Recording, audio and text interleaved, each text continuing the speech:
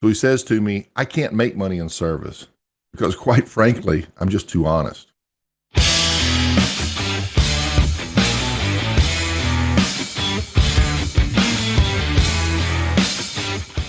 So, yeah, those were the words of my son in his business. And hopefully he won't shoot me for mentioning his name in that context. But I was looking at a post in Facebook. I wasn't looking, it just kind of came up in my feed. You know how it is. And they were talking about this particular topic. And one technician after another was saying, look, you can't make money in service. I'm honest and I'm not going to, the bosses just want to sell, sell, sell. And I think this exposes two very important things. Number one is there's a group of business owners out there that approach heating and air conditioning strictly as business and profit potential. And then there's people maybe like you, service technician, in the homes and in the lives of these individuals. And you can feel their desire for that price to be less than what you know you need to be charging. And when you have a big heart, sometimes what we do is we tell people what they want to hear and not what either they need to hear or at least the entire truth. And the truth of the matter is that it costs you as a business, whether you're the owner or the technician, a lot more money than you think in order for you to be out there to perform that service. Not for any negative reason. It's just because when you're building a business and you have a full-time service where you can respond and repair when people need you. In other words, to be there when they need you, it requires this type of structure. And this structure has expenses. And so this leads to the other issue, and that is that most repairs don't have accurate pricing. In fact, I do this all the time in my financials class. In order for my customers' technicians to be competitive at the repair rates, we have to take part of their overhead and shift it over to another department and let that other department pay for it. Why? Because there's more margins and more dollars in the change-out department than there is in the service department. It's just a mathematical fact. But if you really analyze all of your overhead and expenses, you'd realize there's a lot of overhead attached to the service department. And if you really charge what it costs you, and you should, then those repairs are kind of expensive. Okay? Now, there's things that you can do to try to keep that cost down. And there's things that you should do. But if you are trying to run a business, you may still love your customers, and you should. You should be empathetic. You should be part of your community, right? Hold your head up high, stick your chest out. And when you bump into your customers at the restaurant on the weekend, they're happy to see you. You're not hiding in the corner because of that big invoice you gave them. And a lot of people, I'm not speaking to this particular group, but there's a lot of profit-oriented companies out there. They got no problem sleeping at night. I have heard some tactics, guys. It's just straight up deceptive. And these are our industry heroes. Our industry has changed. When I came up in it, and it's been a while back, I know I'm older than most of you guys. But when I came up in it, there was integrity. They didn't have these corporate types who were coming in and trying to make big profit centers and huge margins out of our business. You had local, family owned heating and air conditioning businesses of different sizes. And we were learning, right? We did charge too little because we cared. We did operate on really too low of a profit margin, much lower than we should have. And I think once that stigma was removed and we got over the guilt of charging and making a profit, to some people it was really removed. I had one gentleman tell me that he continues to gradually, this is years ago, raise his price because he wanted to see what the market would bear. So his profit was based on the concept of how much can I get.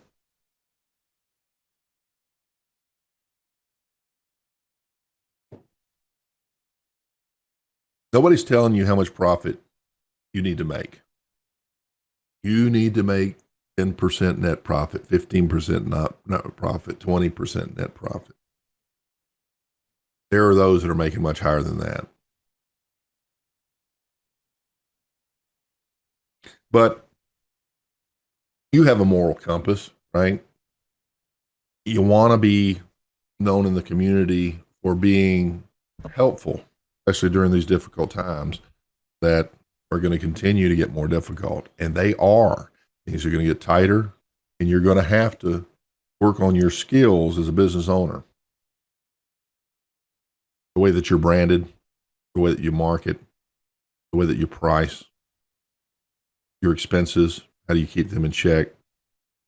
How do you maintain an efficient operation?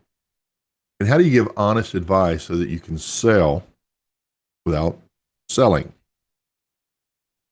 I created a course a couple of years ago called the Consultative Service Technician, or the Consultative Service Call. It's been a while. And I addressed this, went through a whole lesson or series of lessons and put some tools in there to help your service technicians or you sell and be more profitable and might make more sales without selling. You know, if people are selling based on their personal motive, that's to make money for themselves, then, and while that's certainly part of the mix, I mean, everybody has to eat, right? That's why you're in business, to make a profit. But if that becomes the primary motivator, then you're setting yourself up to damage your reputation. And for a lot of companies that are in really, really large markets, they can burn through customers who won't come back. And there's always new ones out there because there's always new business. But for those of you who are cut from a different cloth, and maybe you're from a little smaller community where your reputation is very important, just realize there's consequences that come with that. So the consultative sale process basically goes like this. Let's compare it to your doctor. Have you ever gone in for a sore shoulder? I don't know. Maybe constipation, maybe a bad tummy. You like that. You go in for one thing, and what is the first thing that they do? They start to go through these measurements. They'll check your height, they'll check your weight. A lot of times they'll do blood samples, they'll do urine samples, they'll do stool samples. They'll check your blood pressure, your temperature. They go through all of these things because these are indicators.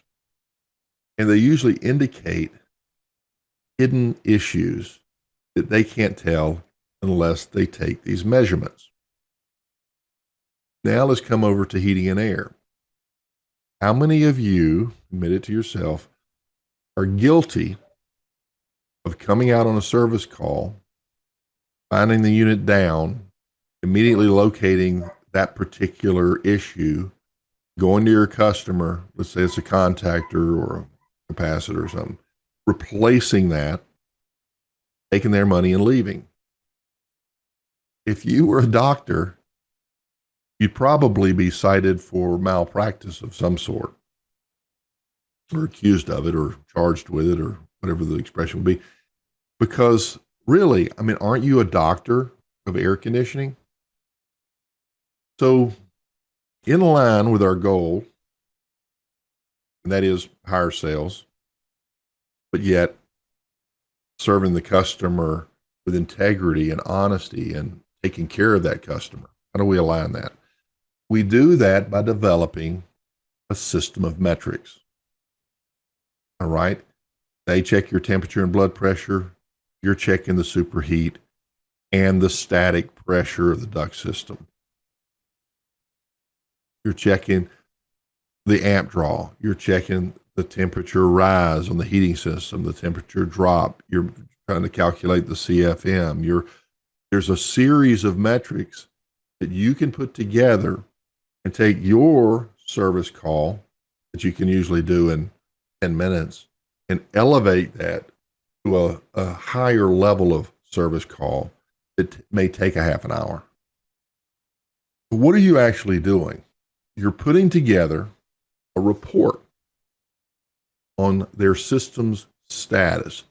Yes, there's that defective contactor. That's why we're here today. But while we're here, let's take a look around and make sure that everything else looks okay. Because the last thing we want to do is to fix something, leave, just to get called right back. Quick story. I went to a walk-in cooler, used to do refrigeration, and it was at a food distribution warehouse.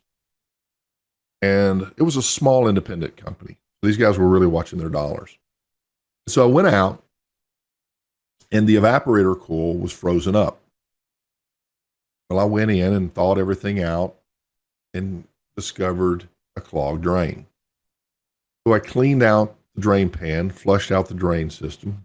I may even dropped some chlorine tablets. I don't know. It was food. You know, and I looked up on the top of the unit, where the little condenser unit was sitting, and charged him and left. Well, I think it was 3 days later he called me back. I go back, I'm thinking, man, how did that thing freeze up so fast? I cleaned the drain line. Well, I get there, and it wasn't frozen up. On the top, up at the condensing unit, it had a current relay that had gone defective. Who'd have known? Was there something that I could have done to catch that? Maybe, but I wasn't aware of how to check a current relay other than visually, because you can't see the contacts in there. Make sure it doesn't look like it's been overheating or something like that, because you can see the little the little coated copper coils. And back then you can see it. I don't know what they look like these days. You guys do. But anyway, I told him, I said, well, no, it was just one of those things. I wouldn't have known. And he looked me in the eye. He says, Pete, why didn't you just take a few minutes and look around while you were here? You could have caught this. And I said, no, I couldn't catch this because it was an electrical issue. I don't have x-ray vision. Nobody would have caught this. And he said, you could have caught that, but you didn't take the time to look around. And so my reputation was affected in his eyes with this gentleman.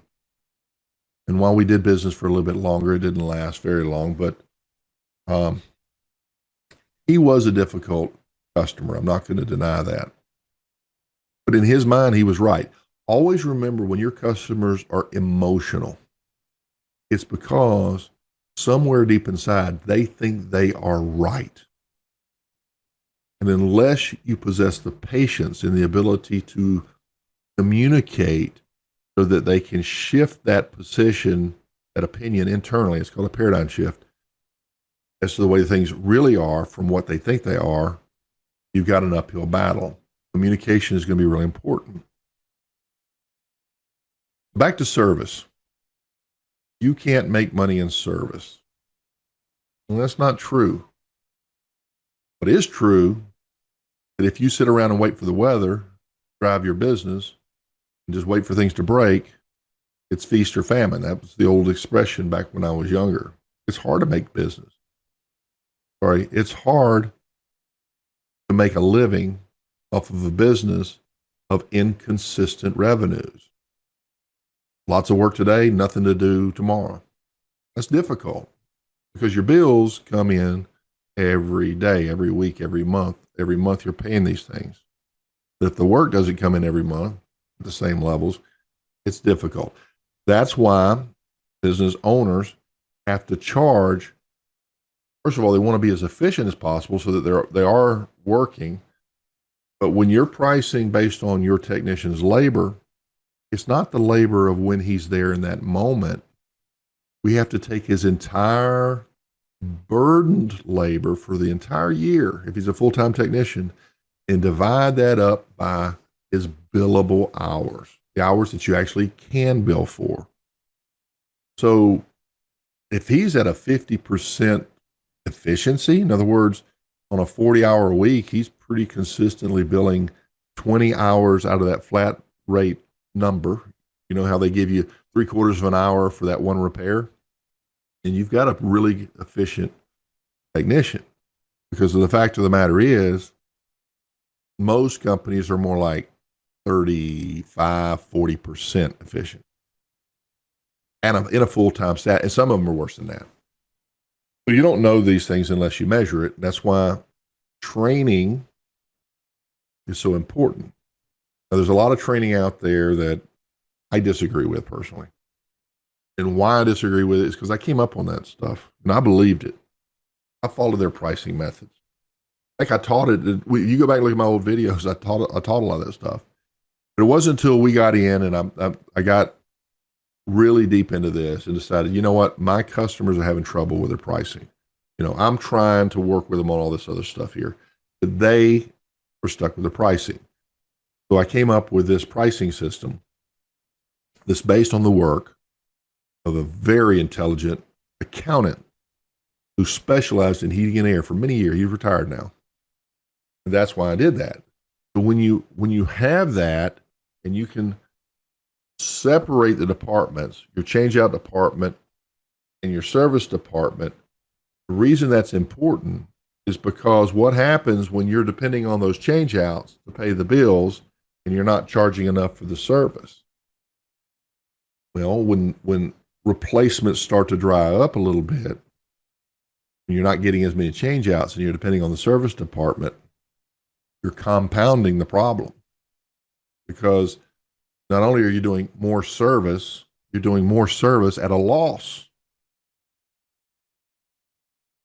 We have to understand what your costs of doing business are and divide those into the billable hourly of your service technician, those time units. And we have to, in order to keep that balance, we have to make sure that we have enough work. And so this is proactive strategy from you, the owner, so that your technicians are busy, at least at break even. Break even means that we got enough money to pay them all their benefits and pay the overhead. Maybe I'm not making any profit, but I'm not losing money. But most people don't know what that break even is. And it doesn't take much. You go just below that and you've lost a little money here, a little money there. And so your profits start to shrink. This is why you get to the end of the month and you don't have any money, because most people don't know how to identify that. I'm going to drop a link here. I've got a course. You know, I've got the whole financials course so that you can price everything, your change outs, your maintenance, your service calls. But I did one just called Level of Service Flat Rate. And the level of service, it explains it in the first video. If you guys want to go in there and look at it, I think the first video is free. You just register. But What's included in there is the price calculator.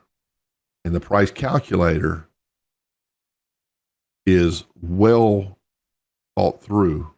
And if you put your true overhead in there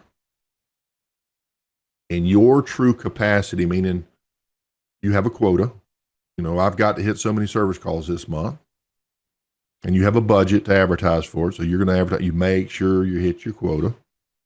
You know what your average ticket is. The numbers will take care of themselves. I know your costs. Got to know how many units you can sell. If my cost is $100 and I only sell one, that's $100 cost that I got to build into that price. If my cost is $100 and I sell 3 repairs or what widgets or whatever, now instead of being $100 each, it's $33.33 each, $33.34, right? So taking your overhead and dividing it up among those service calls allows you to meet your break even. And we call this net profit pricing because from there you add a net profit on top. You know exactly what your profits are.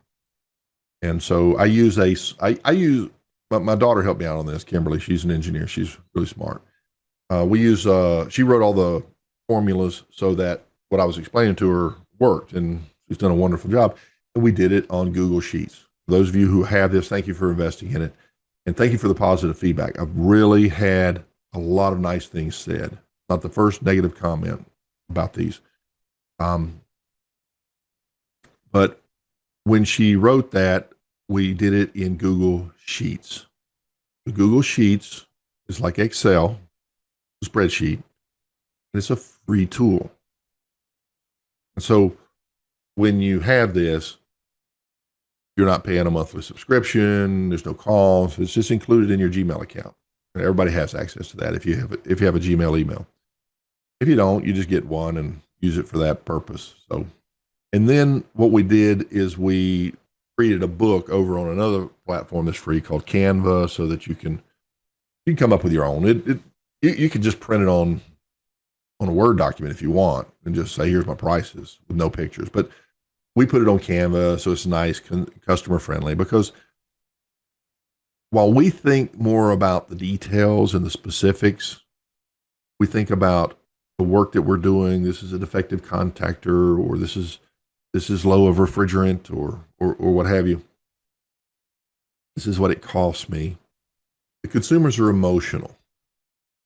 And if they look at a really colorful image and they have these smiling faces in there and things like this, then it's a subconscious thing. It feels right. And customers need to feel like they're making a good decision. They need to feel happy about doing business with you. They need to feel like, regardless of what this investment is, it's for my own good, the good of my home and the equipment and my family. And I may have dropped $1,000 a day, but it was a good investment. I just took care of a potential issue. Now I can not worry about that. It's a bit like you have your car, you're going to take that long trip, 1,500 miles away, and you take it to your favorite mechanic. They change all the oil, they check all the fluids, tire pressure, belts, hoses, go through everything. Then, whatever you paid for that, then you get in your car and you're glad you spent that money, $300, $400, $500, whatever it was. You go through everything because now you can drive knowing that your family is going to get to its destination safely without issues. More than likely, things happen, but people, if they feel good about what they're paying, they'll happily pay it. But we're not trained to really deliver that type of service, are we? I mean, it's available, but we have to change our service technician approach to not just to be about those details and the contact and the price into the customer. I need this homeowner to have at least a big picture concept of what's going on that allows them to go, oh, I get it. I feel good about that, because that's what it's about. So how do you make money in service, in heating and air conditioning, refrigeration, commercial air conditioning, what have you? Well, you make it by going in, communicating well with your customer and allowing them to know that you are here to not only fix what's wrong, we're going to check everything else and make sure nothing else is about to go wrong. You create a thorough report. You categorize these findings in a way that the homeowner or the equipment owner can understand what this potential issue actually means to them in terms of, is this dangerous? Is it, what would it cost if it continues to go like this? Is affecting my utility bill? What does this mean to me? And by the way, we've got a report on that visually simplifies. It's in the consultative service call program. It visually communicates through symbols exactly what it means to the homeowner, and you don't need to sell nothing. They will decide for themselves what they want, which of these findings that you have discovered is important enough that they need to address today, or maybe they don't. They decide not to address it. Or maybe they decide, let's look at replacing this system because I don't want to deal with this. System's 12 years old. How much for a new one? Right? A lot of people will do that because their emotional comfort, stability needs to be addressed. They don't want to live in uncertainty. So to the best of their ability, they're going to make this decision to go ahead and resolve this. Okay. So I want to have this conversation because a lot of people think you can't make money in service. And a lot of people think they're too honest to make money in service. I'm glad you're honest. But you need to be honest and fair to yourself. You need to accurately build into your pricing all of what it costs. And where possible, maybe get lean, get rid of some unnecessary expenses, and you need to make a profit. Okay? You're like a professional athlete in this way. You're only good for so many years before the injuries start to kick in. You can't physically do this anymore. If you're in your 20s, go get them. I remember going back in the field in my 30s, and it was hard on my body. In my 30s. I can't imagine you guys in your 40s and 50s. You've got so many years that you need to get this thing set up so that you can bring some younger blood in and be able to perform these services, and they're able to move around. Or maybe you move towards work that's more physically in line with your limitations. You know, a lot of commercial work is that way. You walk right up to the equipment, you don't have to climb up into holes and things like that. But anyway, you know what I'm saying. So take care of your pricing, understand that. I'm going to put a link below to both programs. And then do a thorough service for your customers. Don't just find what's broken and replace that and leave not knowing anything. Do like my customer told me, Pete, why didn't you take a little bit of time and just check everything over? You could have prevented this, he told me. Maybe I could have, maybe I couldn't have. I didn't think I could have. I still don't think I could have. But he was right. I didn't take the time to look around. Do you? Pete Ramsey, your HVAC Greatness. You guys take care.